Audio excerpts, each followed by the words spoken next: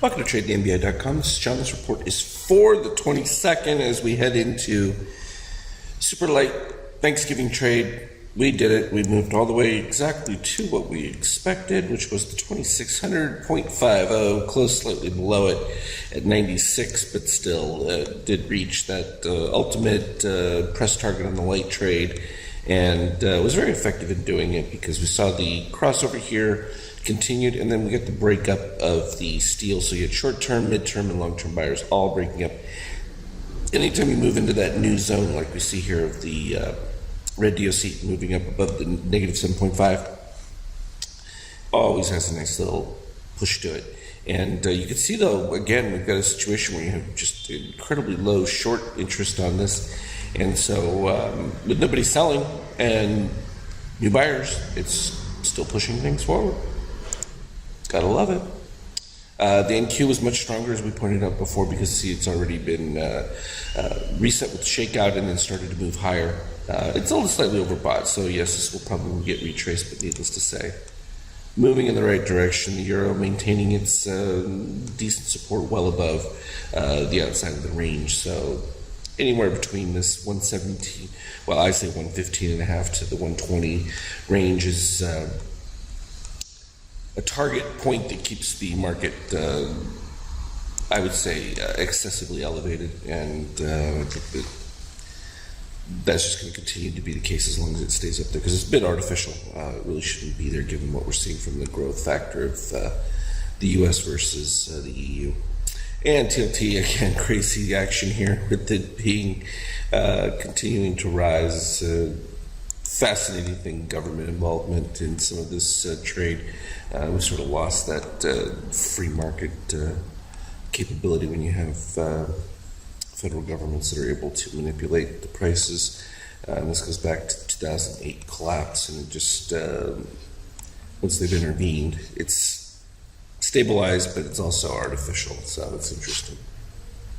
But you got to go with what is. So, I mean, you can complain about it, but you still have to trade what is.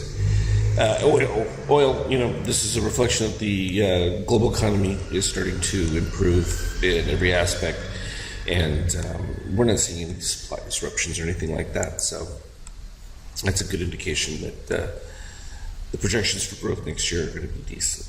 And gold, not going to break out from that. We didn't expect anything from that slight move that it broke into a new zone with the DOC and that, but it's been relatively flat, and it was overbought immediately, and so it's filled that back in. I think the key will be to see a steel reset, which is happening right now, and if that moves back below and you get a secondary move, the orange DOC might have the opportunity for another run. But for now, it's just stuck in this range, and until there's some kind of inflation factor that's visible, you're not gonna get a huge push. It will go higher. It's just a matter of time, but there are other things to do at this particular point, and this was a clean one.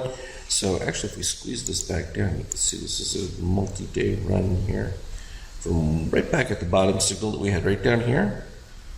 Plateaued, we never dipped back to, and I had a good question about a member on this who was like, you know, it's like, well, where did you put it? It's like, well, using the ABM is much tighter, and if you're active, I recommend the ABM.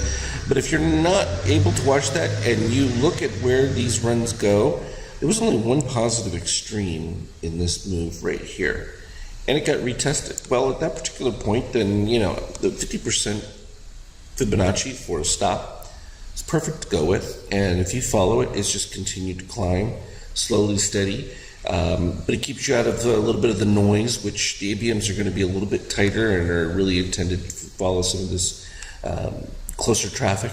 But even in between there, again, you know, we have positive extremes that go, well, all the way back to 82. Well, that's just too big a range. So what you want to be able to do is find a median within there. I mean, obviously, if you hold these over, you can read the different Fibonacci levels. 76. The 61 is a good one, particularly if you're in a solid trend. It's usually below the green ABM once a move takes place. And as long as the highs continue to get pushed, it continues to rise. I mean, it's already at 93, which is not that many points off of where price is, but you can see that the ABM, when you get up into a stall factor, just gets to be too tight, and often what they'll do is they'll test that ABM green and usually get right to that 76%, and then if that doesn't hold, then you're going to be down at that 61. But the 61 is just a little bit stronger than the 50, and 50 is a popular one for full retrace reset. They're just options.